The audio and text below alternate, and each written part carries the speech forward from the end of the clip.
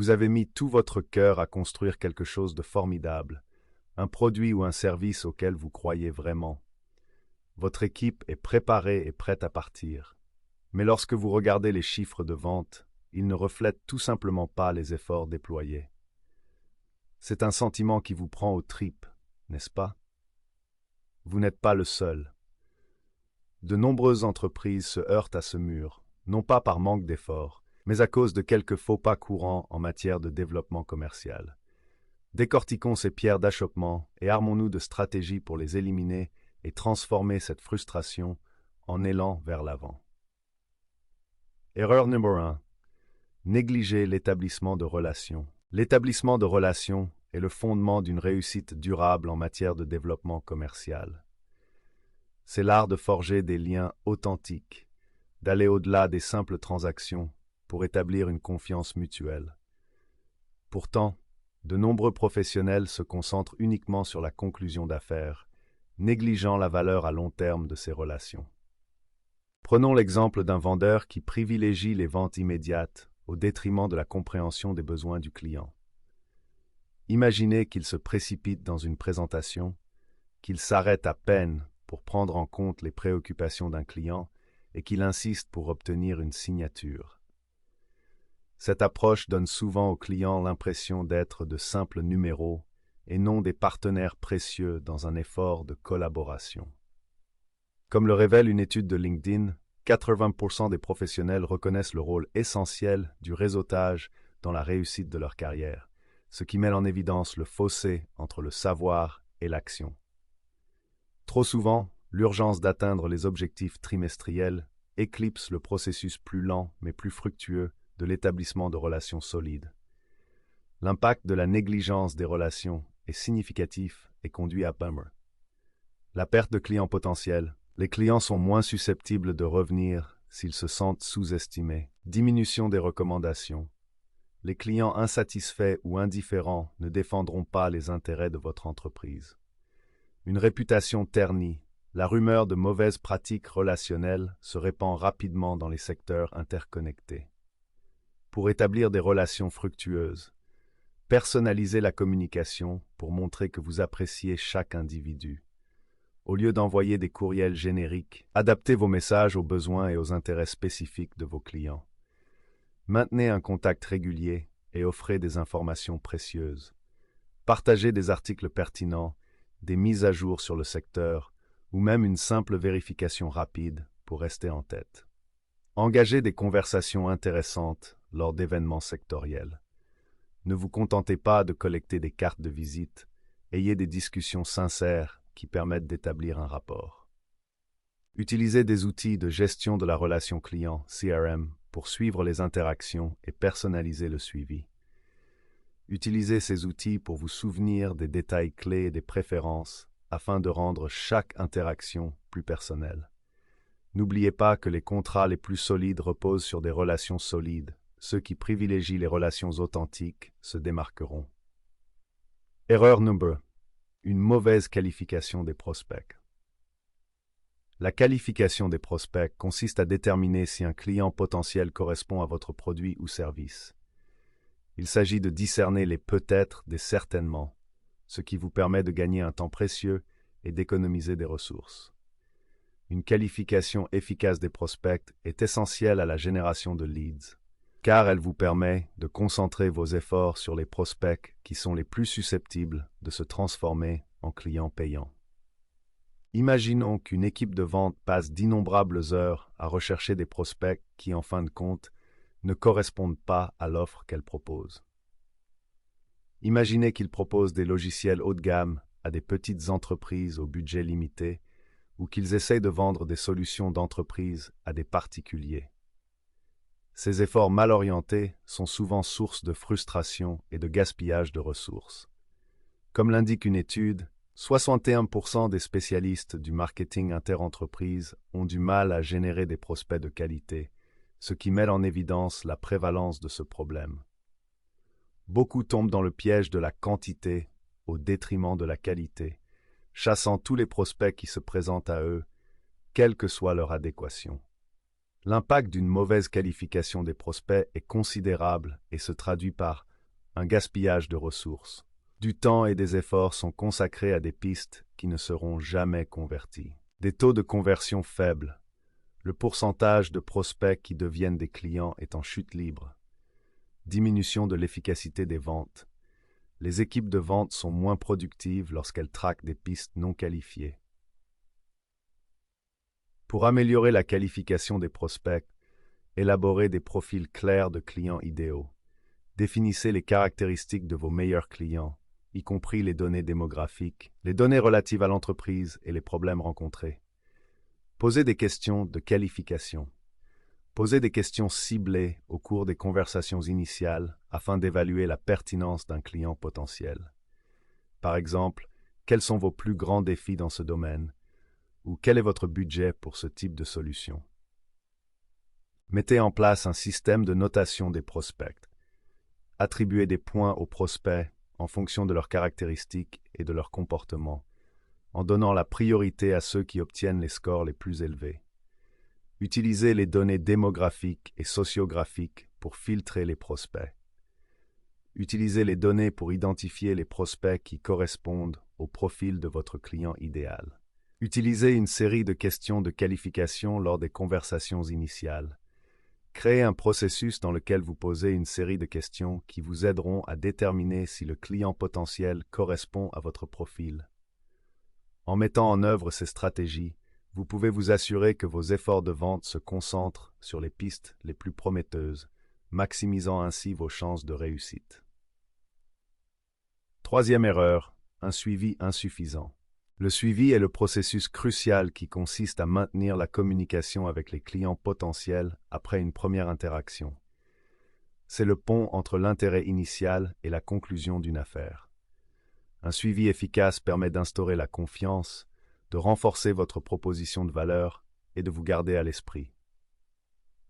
Négliger cette étape peut conduire à des opportunités manquées et à une perception de manque de fiabilité. Prenons l'exemple d'un vendeur qui a eu un excellent premier entretien avec un prospect, mais qui n'assure pas le suivi en temps voulu ou de manière cohérente. Il peut envoyer un courriel de remerciement générique, puis disparaître, laissant le prospect se demander s'il est toujours intéressé. Des études montrent que 80% des ventes nécessitent 5 appels téléphoniques de suivi après la réunion, tandis que 41% des vendeurs abandonnent après un seul appel. Ce décalage met en évidence un écart important entre la compréhension de l'importance du suivi et son exécution efficace. Les conséquences d'un suivi inadéquat peuvent être les suivantes. Des opportunités manquées. Les clients potentiels peuvent perdre leur intérêt ou choisir un concurrent. Perception d'un manque de fiabilité. Les clients peuvent douter de votre engagement et de votre professionnalisme. Une réduction du taux de conclusion des affaires.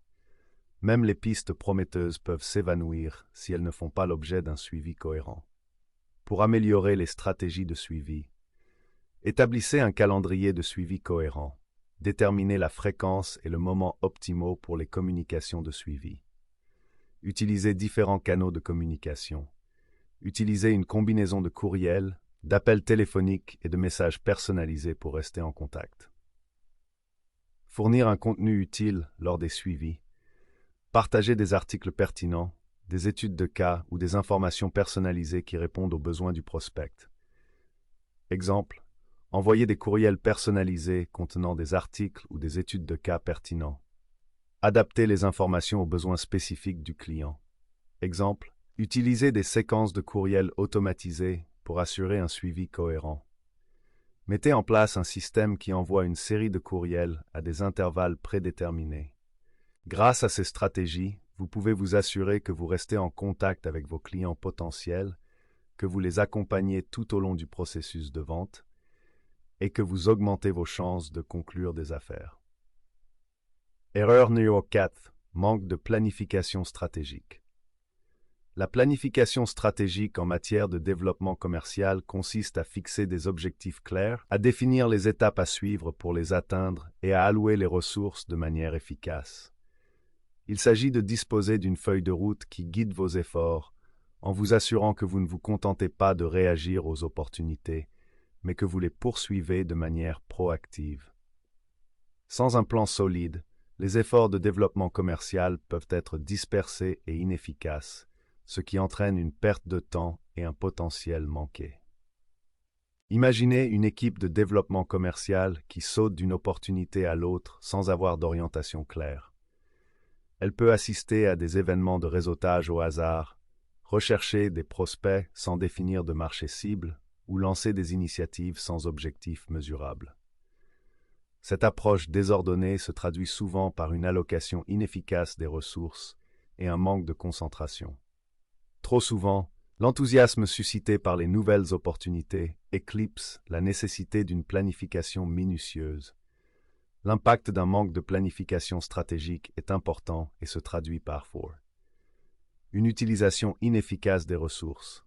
Le temps, l'argent et les efforts sont gaspillés dans des activités non ciblées. Manque de direction. Les équipes ont du mal à hiérarchiser les tâches et à rester alignées sur les objectifs généraux. Opportunités manquées. Les entreprises ne parviennent pas à exploiter les zones de croissance potentielles en raison d'un manque de prévoyance. Pour améliorer la planification stratégique, fixer des objectifs SMART, définir des objectifs clairs qui fournissent une orientation et une responsabilité, élaborer un plan d'action détaillé, décrivez les étapes nécessaires pour atteindre vos objectifs, y compris les délais et les responsabilités. Révisez et ajustez régulièrement le plan, surveillez les progrès accomplis et procédez aux ajustements nécessaires pour rester sur la bonne voie. Exemple. Effectuez une analyse SWOT pour identifier les forces, les faiblesses, les opportunités et les menaces. Cela permet d'obtenir des informations pour la prise de décision stratégique. Exemple. Créer un plan de BD trimestriel avec des objectifs et des étapes spécifiques. Cela permet d'assurer des progrès constants et de rendre des comptes. En mettant en œuvre ces stratégies, vous pouvez vous assurer que vos efforts de développement commercial sont alignés sur vos objectifs généraux, ce qui maximise vos chances de réussite et favorise une croissance durable. Cinquième erreur, de mauvaises techniques de clôture. La conclusion d'une affaire est le point culminant de tous vos efforts de prospection commerciale. C'est le moment où vous convertissez un prospect en client payant. Une technique de clôture bien exécutée s'appuie sur la confiance et le rapport que vous avez établi, assurant une transition en douceur. À l'inverse, une mauvaise approche de la conclusion peut compromettre les opportunités les plus prometteuses. Prenons l'exemple d'un vendeur trop agressif ou trop passif pendant la phase de conclusion. Il risque de pousser le prospect à prendre une décision avant qu'il ne soit prêt ou de ne pas répondre à ses préoccupations persistantes, ce qui le laisse hésitant. Alors que 71% des vendeurs déclarent que conclure des affaires est leur principale priorité, la pression exercée pour conclure peut parfois conduire à des faux pas. Trop souvent, les professionnels se concentrent sur la mécanique de la conclusion plutôt que sur les nuances des besoins du client. Les conséquences d'une mauvaise technique de conclusion peuvent être les suivantes. Des ventes perdues. Les clients potentiels se retirent en raison de la pression ou de problèmes non résolus. Une détérioration des relations avec les clients. Les tactiques agressives ou insensibles peuvent éroder la confiance. Une réputation négative. La rumeur de mauvaises pratiques en matière de conclusion d'affaires peut se répandre et affecter les affaires futures. Pour améliorer les techniques de conclusion d'une affaire, concentrez-vous sur la compréhension des besoins du client. Assurez-vous d'avoir répondu à toutes leurs préoccupations et d'avoir adapté votre proposition en conséquence. Répondez efficacement aux objections. Écoutez attentivement les objections et apportez des réponses claires et concises. Proposez des offres claires et concises. Veillez à ce que vos propositions soient faciles à comprendre et à ce qu'elles mettent en évidence la valeur que vous apportez. Exemple. Utilisez l'écoute active pour comprendre les préoccupations du client et adapter les solutions. Soyez attentif aux signaux verbaux et non verbaux pour évaluer le niveau de confort du client. Exemple. Fournir des prix et des conditions contractuelles claires et transparents. Évitez les frais cachés ou les formulations complexes qui pourraient troubler ou décourager le client. Si vous affinez vos techniques de clôture, vous pourrez augmenter vos taux de conversion et établir des relations plus solides et plus durables avec vos clients. Transformez les faux pas en dynamique. Le développement commercial est un parcours d'apprentissage et d'amélioration continue. Même les professionnels les plus expérimentés connaissent des revers. La clé n'est pas d'éviter complètement les erreurs, mais de les reconnaître comme des opportunités de croissance. En donnant la priorité à l'établissement de relations, en maîtrisant la qualification des prospects, en perfectionnant les stratégies de suivi, en mettant en œuvre une planification stratégique et en affinant les techniques de clôture, vous pouvez transformer les écueils potentiels en voies de réussite. Adoptez le processus, adaptez-vous au changement et voyez vos efforts de développement commercial s'épanouir. Prêt à élever votre stratégie avec un partenaire de développement commercial? Découvrez comment Aspiration Marketing peut vous aider à relever ces défis et à atteindre une croissance durable. Contactez-nous dès aujourd'hui pour une consultation.